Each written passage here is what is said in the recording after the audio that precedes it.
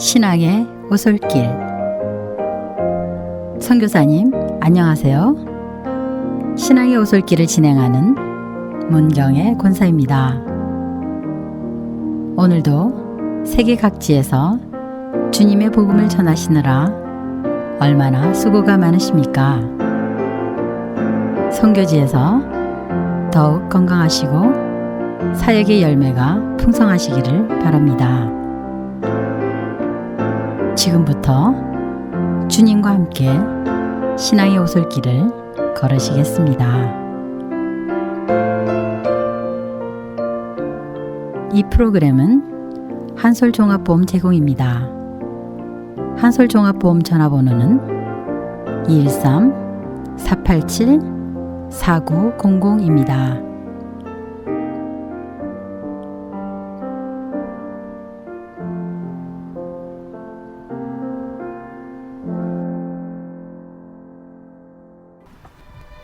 이 시간에는 이정근 목사님의 질투심은 늙지도 않아요 중에서 읽어드리겠습니다. 짧을수록 명설교. 영국 사람들은 셰익스피어를 인도와도 바꿀 수 없다고 했다. 그런 논법이라면 미국 사람들은 에이브러햄 링컨을 중국과도 바꿀 수 없다고 할 것이다. 셰익스피어의 작품이 인도보다 더 무게가 나가는 것이라면 링컨 대통령의 게티스버그 연설문은 중국보다 더 값이 나가지 않을까? 게티스버그는 미국 펜실베니아 주에 있는 작은 도시다. 그런데 이곳에서 노예 해방 문제를 놓고 남북 전쟁이 한판 벌어졌다. 노예 해방을 찬성하는 북군의 관할 지역에서 벌어진 전투로는 최대 규모였다. 물론 전투는 링컨 휘하에 있는 북군이 승리했다. 그리고 이 전투의 승리를 계기로 북군의 승세가 뚜렷하게 되었고 미국은 마침내 노예 해방을 쟁취하게 되었다. 하지만 이 전쟁터에서 죽은 군인만 7,000명이 넘었다. 그래서 그 싸움터를 국립묘지로 봉헌하게 되었는데 1863년 11월 19일에 그 봉헌식이 있었다. 링컨 대통령도 친히 참석했고 5만 명의 군중이 운집한 가운데 성대하게 치러졌다. 그런데 이 국립묘지 봉헌식에 주 연설자로 에드워드 에버릿이 선임되었다. 그는 하버드 대학교의 교수, 총장을 지냈으며 장관, 주지사, 상원의원을 역임한 존경받는 인물이었고 당대 최고의 웅변가였다. 그리고 링컨 대통령은 인사말 정도만 하도록 순서가 짜여져 있었다. 과연 에버릿은 불같은 웅변을 토해냈다. 노예 해방의 정당성, 애구심의 고취, 군인들에 대한 찬사 등으로 연설을 장식했다. 그의 연설 시간은 1시간 57분, 그러니까 2시간이 걸린 셈이었다. 그런데도 연설에 대한 반응은 매우 좋은 편이었다. 찬송가 한 장을 부른 뒤에 링컨 대통령 차례가 되었다. 그는 종이 2장만 달랑 들고 연단에 올라갔다. 치밀하게 준비했던 원고를 급히 나오느라고 미처 지참하지 못했다고 했다. 그래서 오는 길에 기차 안에서 몇 줄을 급히 썼다는 것이다. 링컨 대통령의 연설은 불과 2분 조금 넘게 걸렸다. 너무 짧아서 연설하는 장면을 사진사들이 찍어낼 수 없을 정도였고 처음에는 반응도 별로 신통치 않았다. 몇 번의 박수가 청중들로부터 나왔지만 대통령에 대한 의례적인 수준이었다. 대통령의 연설치고는 청중을 적잖게 실망시키는 것이었다는 보도도 있었다. 하지만 세월이 흘러갈수록 대통령의 연설문은 빛을 발하게 되었다. 민주주의를 가장 간결하게 표현한 국민을 위한 정부라는 구절은 인류 역사가 시작된 이래 가장 훌륭한 명언이 되었다. 그래서 그날 2시간을 연설했던 에드워드 에버릿은 링컨 대통령에게 그 연설문을 한벌 보내달라고 하면서 당신의 이분 연설이 나의 2시간 연설보다 훨씬 위대하다라고 했다. 불과 10개의 문장으로 된 이렇게 짧은 연설은 거기 있는 말처럼 하나님 아래서 만들어진 것이었다. 이렇게도 간단한 연설 안에 인간 창조의 평등성, 자유성, 민주성이 모두 명확하게 선언되고 있는 것이다. 그래서 고등학교 영어 시간에 외웠던 이 게티스버그 연설문은 목사가 된 지금에 와서는 차라리 한편의 짧으면서도 가장 위대한 설교문으로 읽게 되었다. 어디 짧은 설교라고 해서 다 유명하겠는가? 하지만 링컨 대통령의 이분 설교는 여러 가지를 생각하게 한다.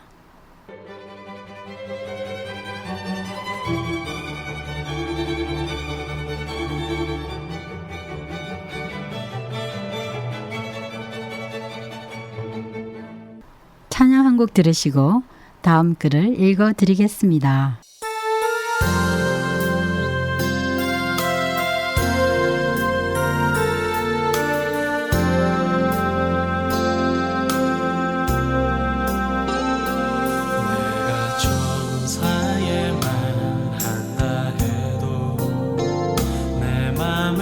사랑 없으면 내가 참 지식과 믿음 있어도 아무 소용 없으니 산으로 옮길 믿음이 있어도 나 있는 모든 것 줄지라도 나 자신 나 주어도 아무 소용없네 소용없네 사랑은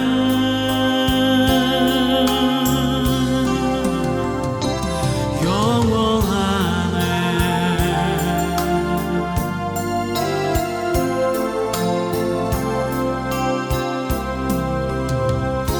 사랑은 온유하며 사랑은 자랑치 않으며 교만하지 아니하며 불의 기뻐하지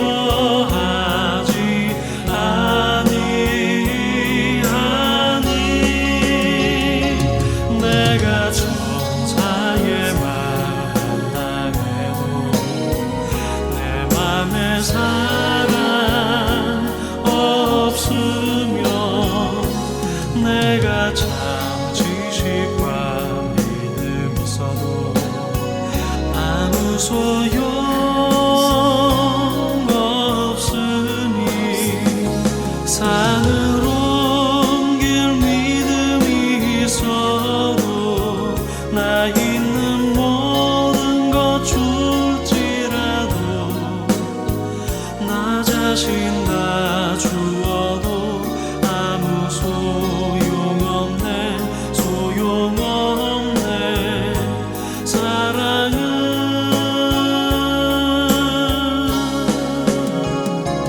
영원하네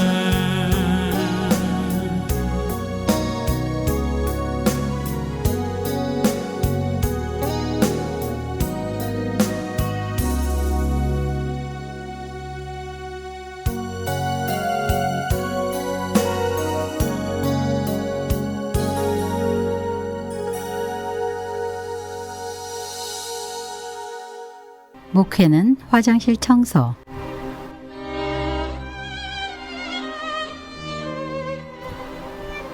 켄터키주에서 유학생활을 할 때 화장실 청소한 적이 있었다.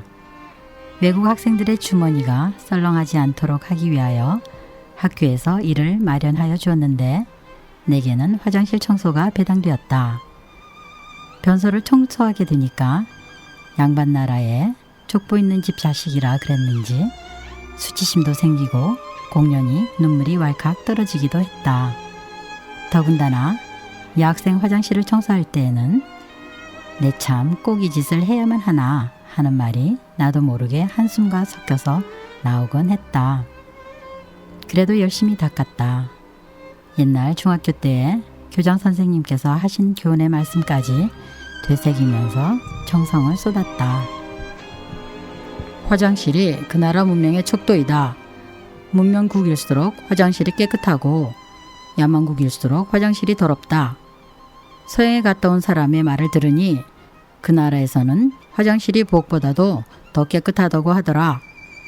교장 선생님이 그런 말씀을 했을 때 우리는 모두 거짓말이라고 했다. 변소 청소 잘 시키려고 꾸며낸 말이라고 했다.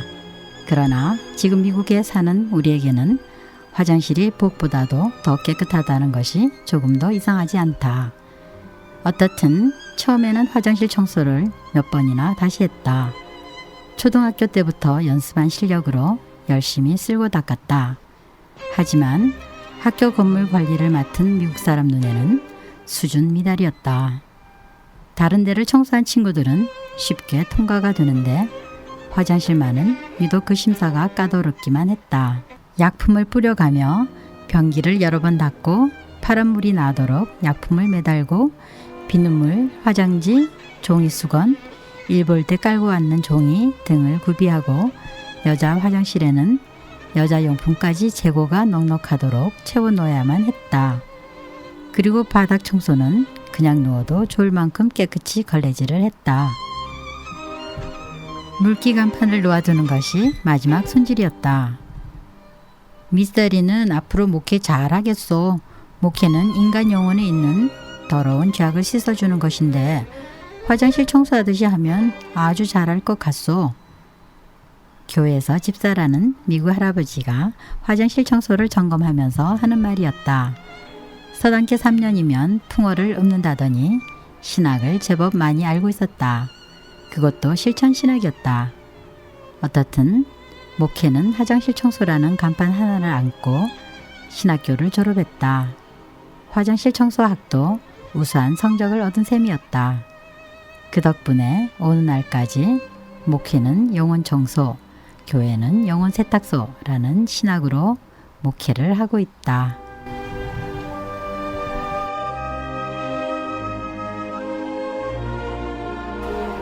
찬양 한 곡 들으시고 다음 수필을 읽어드리겠습니다.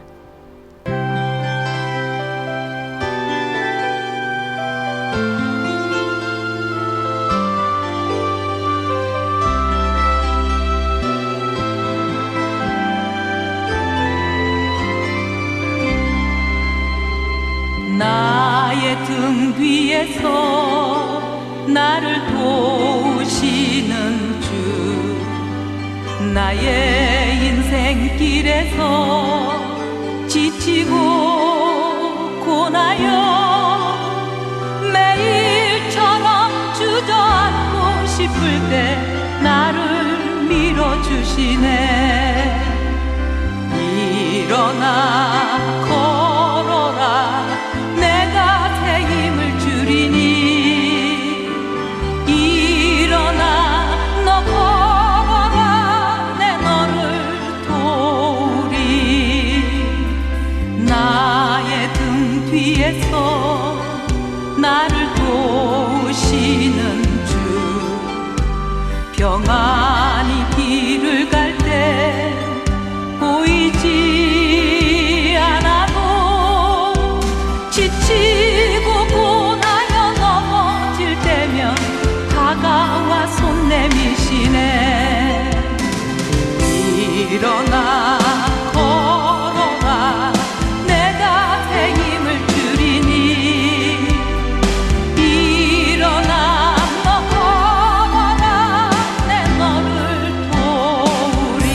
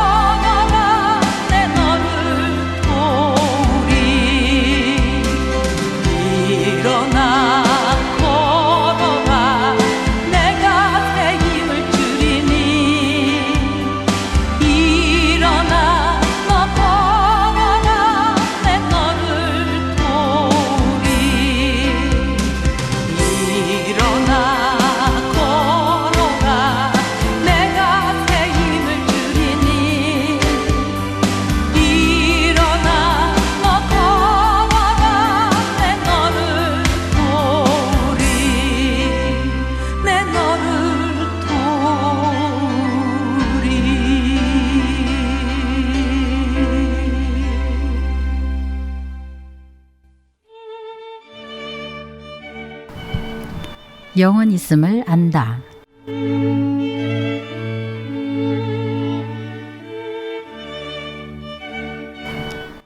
그는 식물인간이 되어 있다. 산소호흡기뿐만 아니라 고무줄도 여러 개 꽂고 있었다.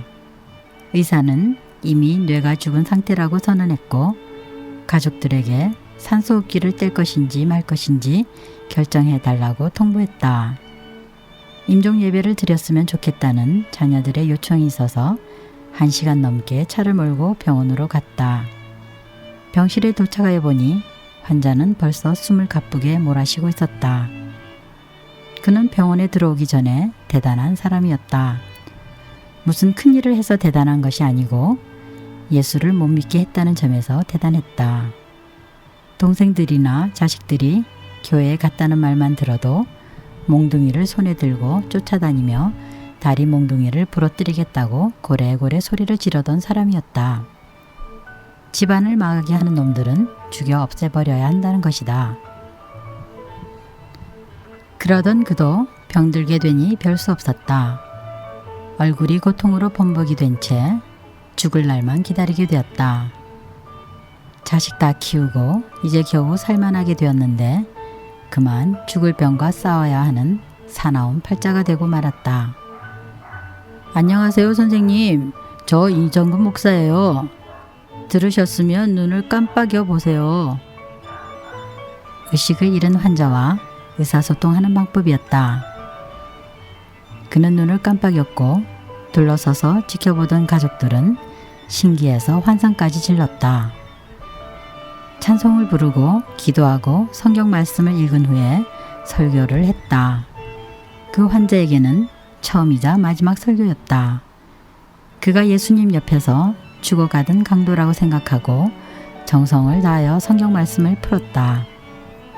선생님, 예수 믿겠다고 결심하셨으면 아멘 하는 뜻으로 눈을 2번 깜빡이세요. 확인 단계였다. 둘러서 있는 가족들은 모두 긴장한 모습으로 환자를 보고 있었다. 그러나 아무런 반응이 없었다. 다시 한번 구원의 진리를 반복하여 들려주고 결단을 촉구했다. 그랬더니 이번에는 명확하게 눈을 2번 깜빡이지 않겠는가. 너무 기뻐서 눈물까지 흘리는 가족이 있었다. 한 영혼이 구원받는 순간이었기 때문이다. 사람이 죽는 모습을 살펴보면 영혼이 있는 것을 안다. 의식을 아주 잃었던 사람도 목사가 와서 기도를 할 때면 정신이 반짝 돌아오는 경우를 많이 봤기 때문이다. 그리고 영혼이 있는 것을 보면 아울러 하나님이 계신 것도 알게 된다. 하나님은 흙으로 사람을 지으시고 생기를 불어넣으셔서 살아있는 영혼이 되게 하셨기 때문이다. 그러나 자연이나 짐승들은 영혼이 있다는 것을 전혀 알지 못한다. 철학자 파스칼은 그의 명상록에서 인간은 죽는 것을 안다는 점에서 우주보다 위대하다라고 했다. 그러나 그것보다 인간은 영혼이 있다는 것을 안다는 점에서 우주보다도 위대하다고 해야 할 것이다. 지금까지 낭독의 문경의 권사였습니다. 다음 시간까지 평안하세요.